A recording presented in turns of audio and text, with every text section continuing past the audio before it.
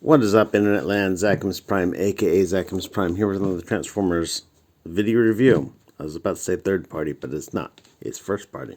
This is the Transformers Kingdom Road Rage. Road Rage is kind of an interesting figure. Started out life as an e-hobby exclusive, and then became an independent character in her own right. Got a masterpiece release. The Road Rage itself, because it's red, Target's like, oh no, I want that. So this was a Target exclusive.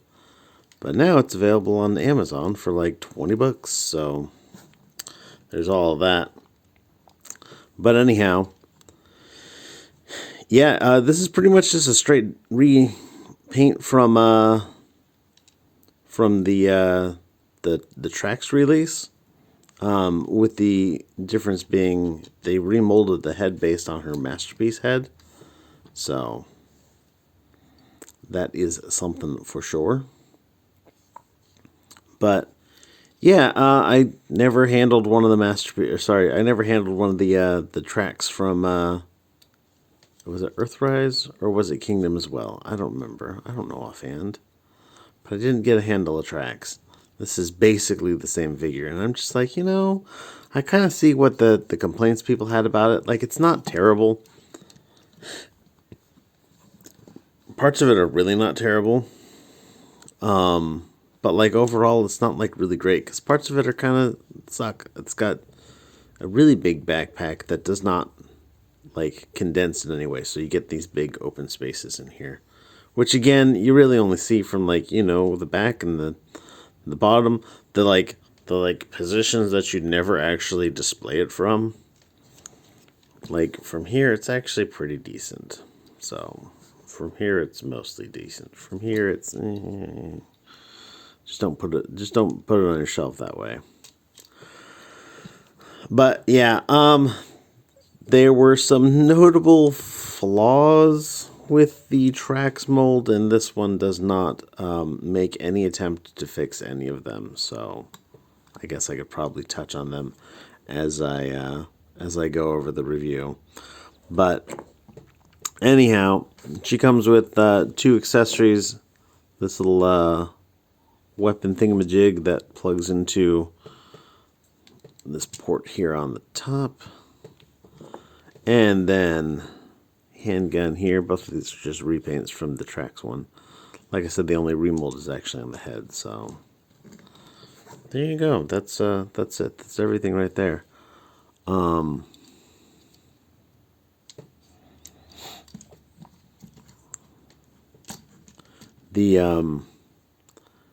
There's quite a bit of paint.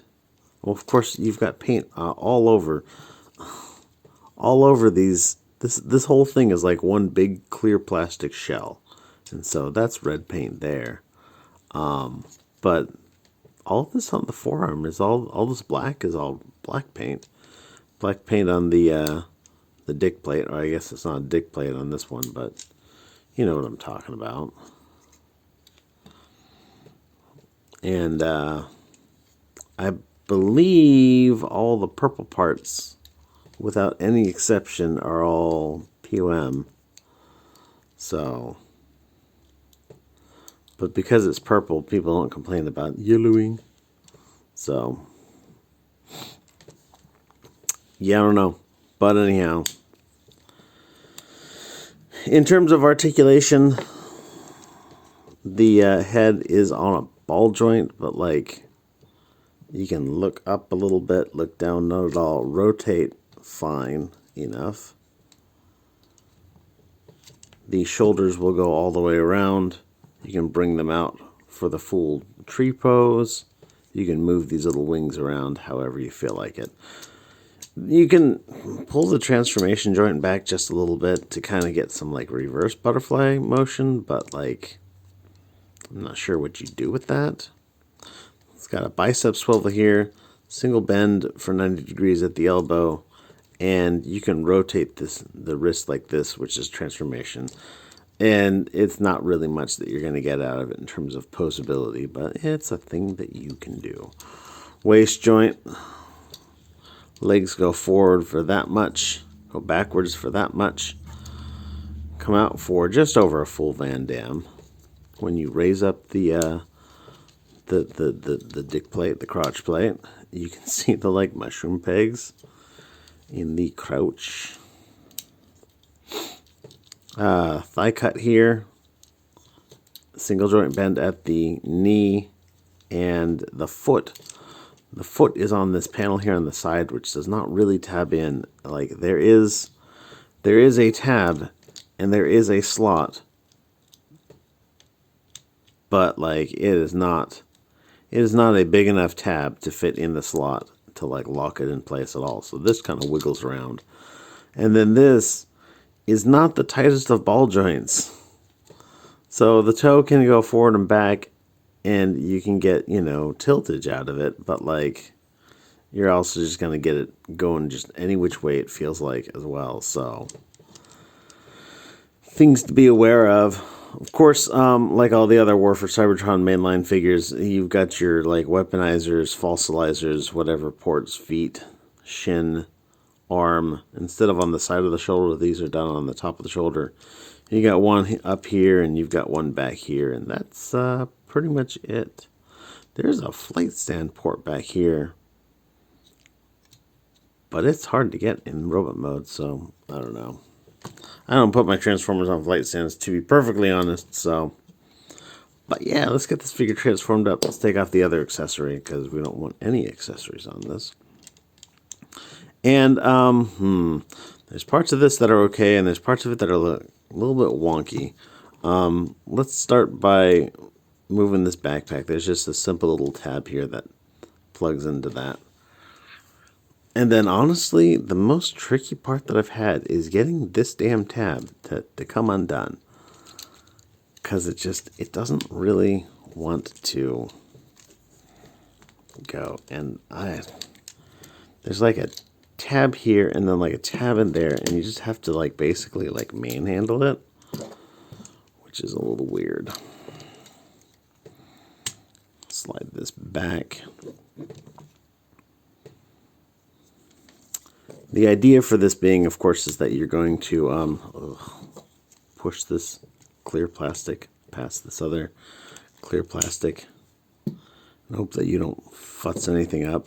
There is also an issue with getting these clear plastic parts past the like side view mirrors, but we will burn that bridge when we get to it. Actually, let's see what we can do to burn this bridge now. So with the spine extended out, then you can open up this panel here, and what you want to do is you want to start bringing the foot up on this little hinge in here, and then bring up the leg on that other hinge part way, and then you can take the foot over the top of that. And then you can close this panel back up, and then the foot will kind of go like so. And that's basically a leg done. And let's do the same for the other leg. Actually, let's get this rotated around before we get too exuberant with all of this.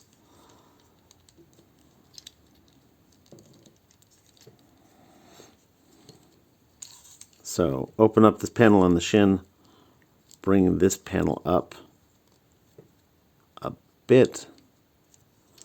Bring the leg down. Getting that foot in the way of the leg. Swing this over the hip. And then close it up. Now that the legs are looking like about like this, you can tab them together. Is this how we like to do it, or do they like to go like this? Maybe this is how it's done.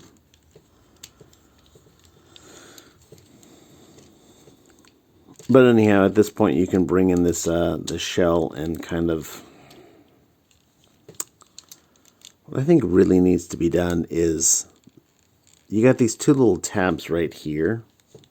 And I think that the front end, the like one that faces towards the corner that faces towards the front, I think that needs to have the corner brought down just a little bit.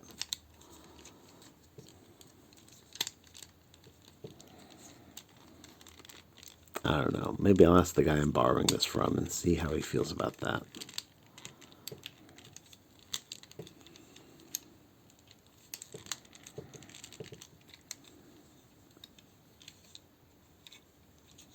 Did I do the toe wrong? I may have done the toe wrong. I may have had the toe correct the first time.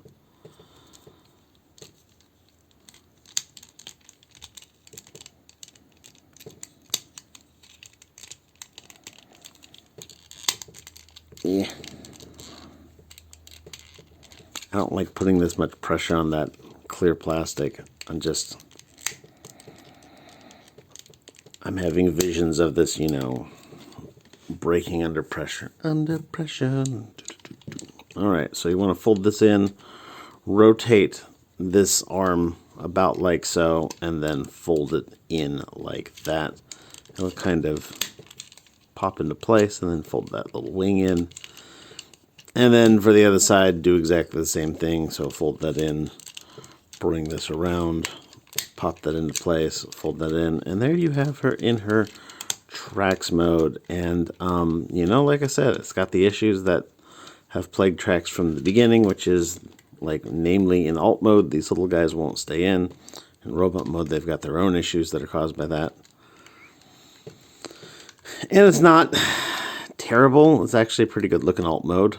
I don't like how much the red colors don't match up, because this is all red paint and this is all red plastic.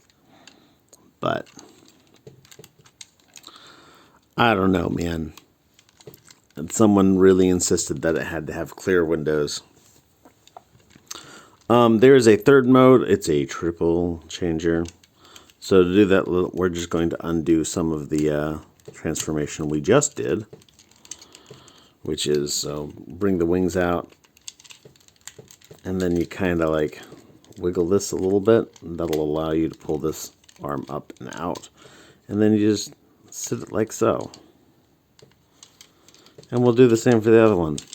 Just kind of wiggle this out a bit, grab that forearm, yank it,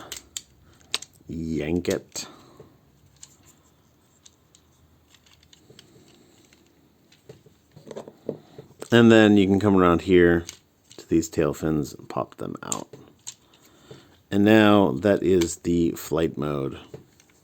Wow, it looks so aerodynamic. It looks like it could really fly. No, it doesn't. Oh yeah, as I remember to look into it, actually the little flight port is not visible at all in this mode. But anyhow, you've got your blast effect parts here, here, and here, so you can have it, rocketing around. I personally think that it kind of looks ridiculous, and just the regular Corvette mode is more than good enough for me.